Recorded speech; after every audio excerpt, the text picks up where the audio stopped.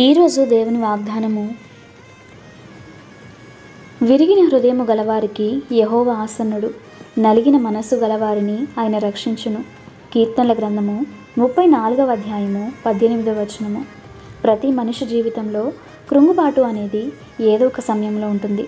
కానీ అలాంటి కృంగుదల సమయంలో మానవ సహాయం కోసం ఎదురు చూస్తూ ఉంటారు. మనుషులు ఇచ్చే ఓదార్పు తాత్కాలికమైనది, కానీ దేవుని ఒడిలో మనకు దొరికే శాంతి శాశ్వతమైనది. విరిగిన హృదయము గలవారిని ఆయన ఎన్నడూ విడువకయు ఎడబాయకయు నుండువాడు. ఆత్మల కృంగుదల కలిగిన వారిని ఆయన రక్షించువానిగా ఉన్నాడు. ఇశ్రాయేలీలు బానిసత్వంలో వారి ఆత్మ యొక్క మూలుగు విని వారిని రక్షించడానికి మోషేను పంపి వారిని రక్షించాడు. ఆయన మనలను ఆత్మీయంగాను రక్షించువాడు. విరిగిన హృదయంతో ఆయనను వెదకు వారిని ఆయన ఇష్టపడువాడు. వారికి మరింతగా తన కృపను విస్తరింపచేయువాడు. లోకంలో ఏ మానవుడు ఇవ్వలేని ఆత్మీయ స్పర్శ, లోకం ఇవ్వలేని శాంతి ఆయన అనుగ్రహించువాడు.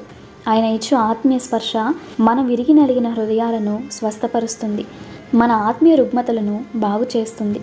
అటు దేవుని ఆదరణ, ఓదార్పు, ఆయన అనుగ్రహించు శాంతి, సమాధానము మీకు మీ కుటుంబాలకు తోడై ఉండునుగాక. ఆమేన్.